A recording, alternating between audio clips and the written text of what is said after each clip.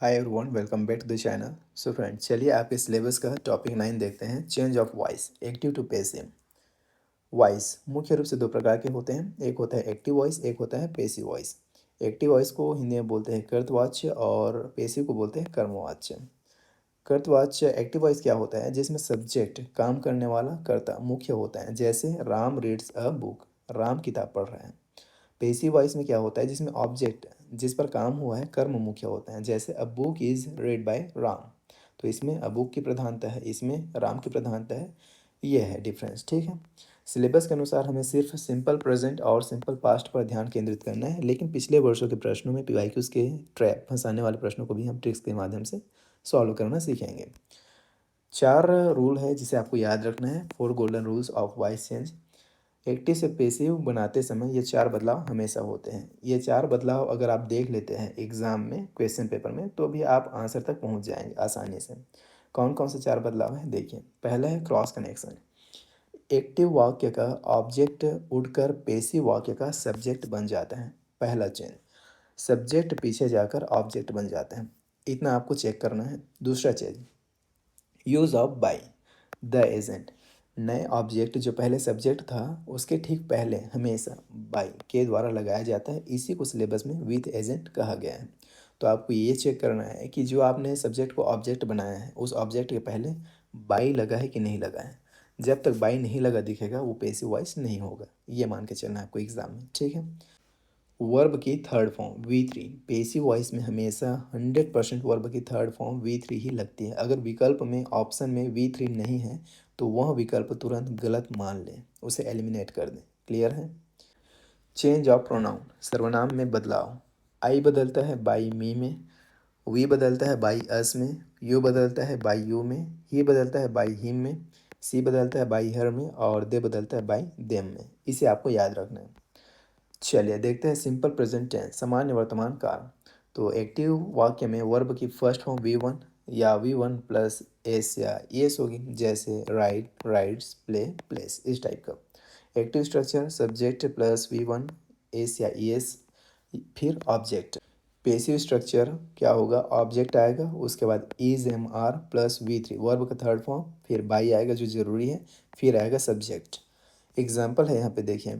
Active voice है, सी rights a letter. यहाँ पे वी वन प्लस एस है ना, राइट में एस लगा है। अब क्या हो जाएगा?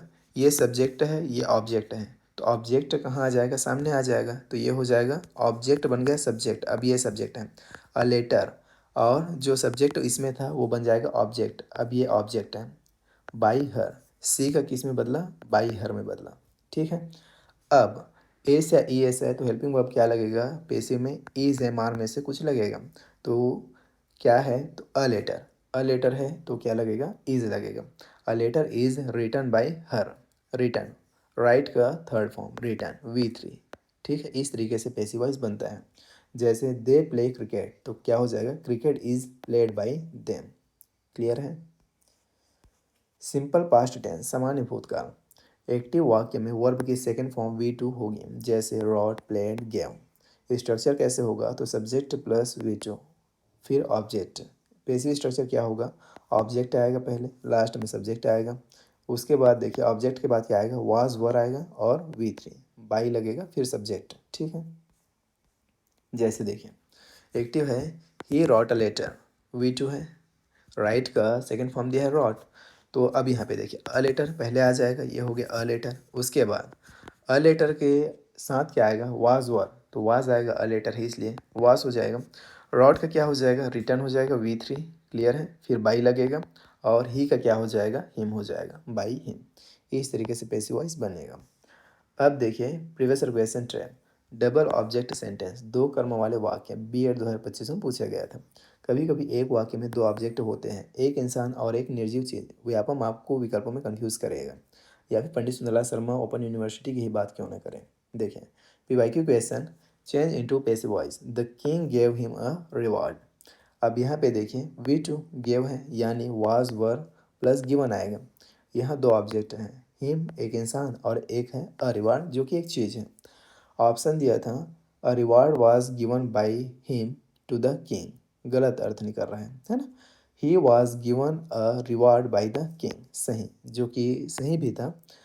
सी दिया था he was given the reward by the king, ये भी गलत है, ए की जगह द कर दिया है।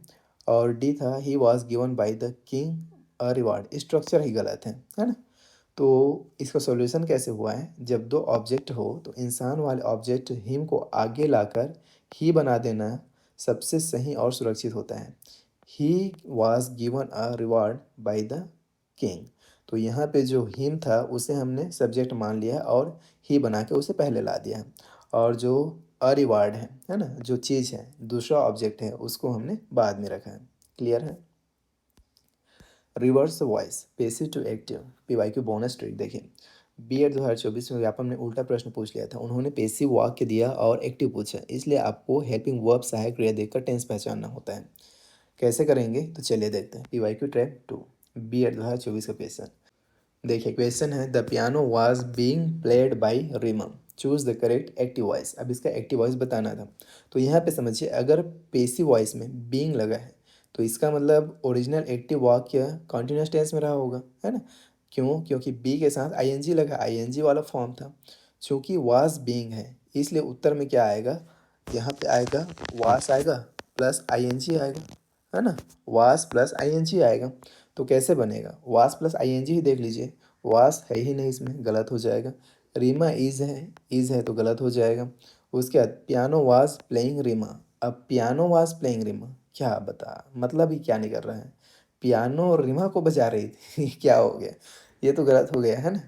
बचता है ऑप्शन सी जो कि राइट आंसर हो जाएगा, बिना देखे भी टिक कर सकते हैं, Reema was playing the piano. Clear है। Quick exam strategy elimination trick विकल्प हटाने की ट्रिक।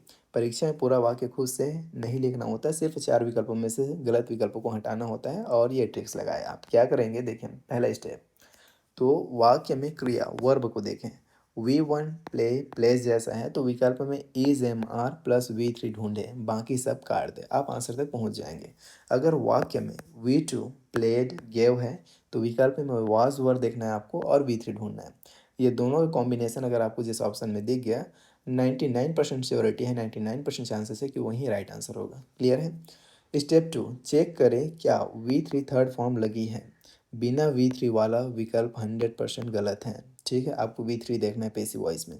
स्टेप 3 ऑब्जेक्ट सही से आगे लाया गया है और सब्जेक्ट बाई के साथ पीछे गया है या नहीं, ये भी चेक करना है। आर्टिकल अ का द मत होने देना, ठीक है, जैसे बी एड 2025 के विकल्प सी में गलती थी। तो इन चीज़ों को अगर आप ध्यान में रखेंगे तो एक्टिव से पैसिव वॉइस वाले जो भी क्वेश्चन आएगा उसको आसानी से बना लेंगे। अगर आप इतना भी याद रख लेते हैं, इतना भी ध्यान में रखते हैं, इतना कर लेते हैं तो आप राइट आंसर तक 100% पहुँच जाएंगे, 100% श्योरिटी के साथ। क्लियर है। तो इस तरीके से आपका टॉपिक 9 कंप्लीट हो जाता है। अगले वीडियो में करेंगे simple preposition in on at, इसका इस्तेमाल कहाँ होगा, कब होगा, कैसे होगा, क्योंकि यहाँ से एक क्वेश्चन आएगा ही आएगा आपके एग्ज़ाम में। चलिए ठीक है, मिलते हैं अगले वीडियो में। Take care, bye.